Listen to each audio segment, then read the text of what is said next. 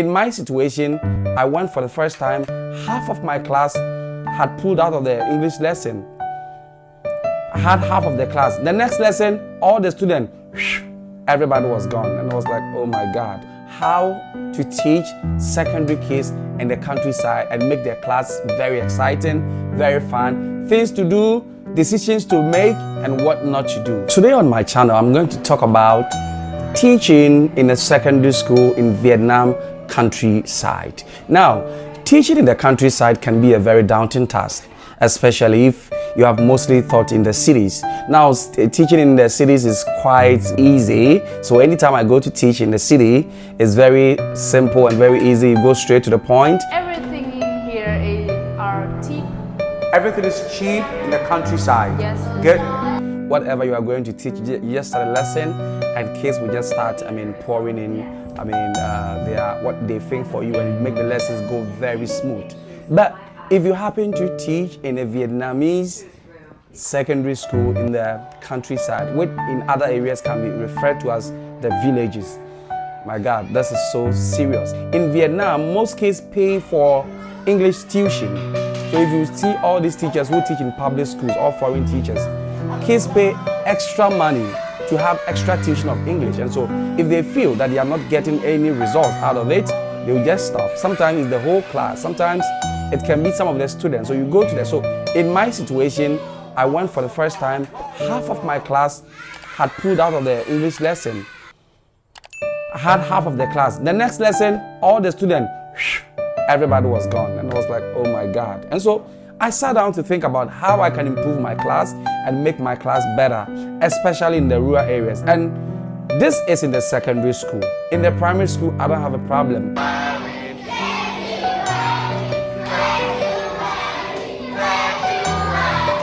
In the kindies, I never had a problem. Good. Good. Good. Very good. Give me 5. Good. Yes. You know, it's very weird that those in the primary and even the kindies can hear a foreigner speak than those in the secondary. So I put out ways to make it better, to better myself and to help these kids. As at now, some of my kids have already started speaking English. I like English and math. Oh, Hello. nice to meet you. Nice to meet you too. Those in grade 8, grade 7 who had never had a shot at English are now speaking and even communicating. Hello. Hi. What's your name? My name is Nhật. What's your name? My name is Tonai. How old are you? I'm 13 years old. Where are you from? I'm from Vietnam. How old are you? I'm 13 years old. So these are some of them. In this video, I'm going to share some of this frustration and how to curb them. And I know many teachers are also in such dilemmas. I'm going to teach you how to teach secondary kids in the countryside and make their class very exciting, very fun, things to do, decisions to make, and what not to do. So guys, if you haven't subscribed, if it's the first time coming to my channel, I talk about stuff in Vietnam. All you need to do is to hit the subscribe button and like the countryside. Most of these kids never had a shot at English when they were kindies or when they were in a primary school. So I have some secondary schools at grade 6 where the kids cannot speak or listen, although they were taught in English. Now, most of these Vietnamese English teachers, they teach English actually using Vietnamese because they feel so comfortable, and the kids also understand the Vietnamese so comfortable. And so if you are teaching English, you end up speaking Vietnam throughout, and it makes it so difficult. So if you're a foreign teacher, now most of these kids in the secondary school, like I said, never had a shot out at English, or even if they did, they never did pronunciation, and so they have difficulty with listening and speaking English. And so if you're a new teacher, if you're a foreign teacher, now the first thing you need to do is that you need to speak slowly. You need to take your English, come to level 1 of the English. Number 2, now know that these kids are teenagers. Most of these kids in the secondary school are teenagers. So you have 12 years, 13, 14, 15, 16, 17, up, it goes upwards. So they exhibit certain signs to show that they are adult. It's the same with these Vietnamese kids. So they exhibit such behaviors. As such, certain tricks or certain strategies that you use to teach English in primary and in basic schools or in kindergarten will not work. Example is asking them to sing a warm-up song. It will not fly. They won't sing. You can force them. They can pretend like they are singing, but you can see that most of the kids won't sing. So if you introduce a warm-up song, it's going to be a waste. Unless maybe there is a different approach, I don't know. But in my observation, it doesn't work. I've tried in grade 6, in grade 7, in grade 8, in grade 9. Sometimes in grade 6, it works for some time and then it just pulls down. So you can sing a warm-up song unless, like I said, there's a way I don't know. So don't try using that approach. Now, kids are teenagers and they always want to have it their own way. They always want to do what they like and what they want. That's the behavior of all teenagers across the world, all across the world. That's what they do. I mean, they try to tell that you, the teacher, they are the new generation. They know what's up. And so when they come to class, first and foremost, set your rules. Set the rules and regulations. Better still, set the rules with these kids. Set the rules with them and make sure you apply the rules, irrespective of who the kid is. If you don't apply the rules, if you get so relaxed, the kids will become so stubborn that with time, you can never control the kids. So first and foremost, set rules, apply them, and make sure that they work very well on every kid. Now, next on my point is that shower the kids with praises. Oh, beautiful. Oh, that's so good. Oh, clap for her, clap for her, clap for him. So always praise the kids, especially those kids who try to, speak certain words in English. Those who try to come forward. Those who try to raise their hands all the time. Make sure you shower them with praises. Say good words to them. Very good. Excellent. Ah, that was so good. Oh, I love that. Oh, you are a genius. Give the kids these words. Shower them and it will motivate them to speak more. Remember, if you don't do this, most of the kids will coil back into their shell. And you will never have kids raising their hands to talk, even when you ask a question or even when you want them to speak in class. So make sure you shower these kids with such praises, and you also shower them with stickers. Give them more stickers. It was in the countryside that I realized that they also loved stickers. I thought it was only the basic schools, but in the countryside I realized they love stickers. So shower them with stickers and shower them with cards. There are a lot of cards that they love. They love so much. So some of the cards like Blackpink. This is one of the stickers kids love. So what I do is that I don't just give them this. I sign my signature, and they love signatures. So I've used signatures as a rewarding system. I reward them with signatures. If you do so well, I will give you this, a Blackpink, and I will in addition sign a signature, popularly known as Chu Ki in Vietnam. You give kids your Chu Ki and my God, oh, they love Chu Ki to the mass signature. So I've used it as a rewarding system. When they do well, those who speak, those who do their homework regularly, make sure you reward them with some of these things. And that is not all. I have these ones are also, this is also Blackpink. These are the bigger ones. These are the bigger ones, bigger Blackpink. So if they see this, they are going to die. The teacher is going to give us this. Oh my God. We will say, oh my God, teacher, I want this. I want Blackpink. I want Blackpink, oh teacher, give me one. I said, okay, so if you want me to give you one, you need to work hard. If you only want you work hard, that I can give you this. So I have this. I sign with my signatures. If you have 5 of these, I give you one of these. And they keep them. And other thing is we have money, dollar money. We have money, dollar. Yeah, dollar. So it's just a dollar printed and they will laminate it. And when they have about $5, they can come and buy toys. So we have toys that they can come and buy with such dollar. These are all reward systems, that you can use in your secondary schools in the countryside. And so that's it. Now, another thing that I also use to keep my kids, to participate in assignments. So most of the kids will not participate in assignments. They won't do it. Or sometimes you have an assignment that they should do, or a listening skill. So they give them a listening assignment. Sometimes in their class, they have to listen and then provide the answer. So after you discuss, if you don't reward them, most of them are going to pull out gradually. So I reward them. So this is a stamp. That stamp, very good. So those who I see try to do their assignment, I give them this. So I'll come into your book and then I'll give you this stamp. So that's what it reads. Very good. So I stamp it, and kids love this so much. In fact, these were things I tried in the secondary schools, and they work so well. So when I go to my countryside now, when I have a listening test, you give them and everybody wants to try. Previously, I go to class, I'll give them listening skill, and about 2 or 3 kids will be doing. The rest will just be looking at me. They don't care because I can do anything to them. I can beat them, I can sack them, and they will just be looking at me. They don't care what happens to them. But now, because of these that I've been using, I have a lot of these things. So one is this, and I have a lot of them. Everybody wants to, try the listening skill so that they can also get me to stamp them, or better still, give them my signature known as the Chu key. And so everybody tries his or her hands in work I give them. And in speaking, when I give them a speaking exercise or an exercise that involves them to brainstorm, that involves them to work in groups and then come forward and then speak. For instance, I have a life in the countryside. I like to clean countryside. One is the field is the beautiful. It's one of the lessons in grade 8. Grade 8, I think lesson 6 or 7, life in the countryside. And you have to get kids to be in groups and brainstorm about 5 things they love about life in the countryside and 5 things they dislike about life in the countryside.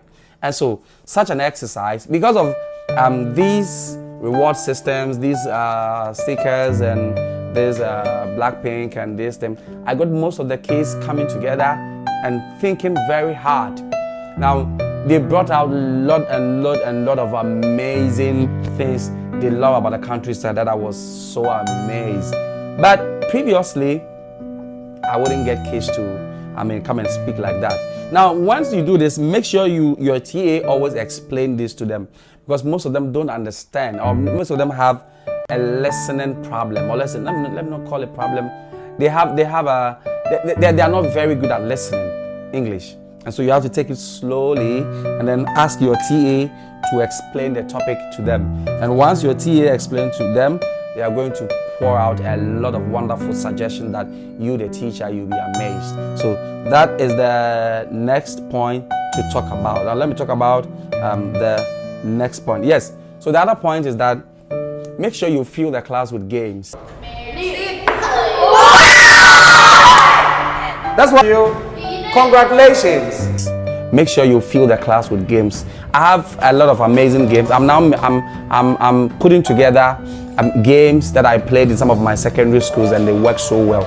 And because of that, or can see that most of my secondary kids in the countryside who have never had a shot at speaking English are now speaking English, are now communicating. Even my grade 5, my primary kids in the countryside, my grade 7, my grade 6, my grade 8, who previously could not speak at all, and now are speaking English. And you can have a look at some of these videos of them speaking and communicating in class. Use games that will get kids to come and play the game. But before you play the games, you have to answer certain questions in English, or come and then speak in English before you can participate in these games. And these games comes with prizes. They don't just play the game. You play the game, and if you win, have wonderful souvenirs and prizes to give. A lot of them that I give to my kids. So try that in your class, and I hope it's going to work for you. Now the next is that let the kids have a very playful environment. Let the kids know that they are coming to play. English class has activities. They are coming to have fun. Yeah, that is the right word. Let them know that they are coming to have fun, that they are not coming to learn. And make the atmosphere feel so friendly, so relaxed. We play games, I create fun, I create jokes. Sometimes I just create fun, just for them to laugh. So when you are teaching something and it has the Vietnamese side, I try mentioning it and all of them will be laughing, Yeah, sometimes I just do things to make them happy. I just do things I create, and that is what bring them to the class. So I now had some of my classes I go, and every day there is additional number of classes, And now they have to divide some of my grade 6 classes because it is just swollen up with the number of students who want to learn English. Now I realize, okay, I'm trying now. Make sure your class, the atmosphere is not so charged. It becomes a friendly atmosphere. I mean, friendly with games, and that's it. Okay, now, let me also come to how to get the kids to participate. Now, most of the times the kids come to class and it becomes a problem. You see some of them talking. Mostly they sit with their friends. And in Vietnam, girls always like to sit at one side. Boys also like to sit at one side. They don't like to come together. I don't know why. I just don't know why.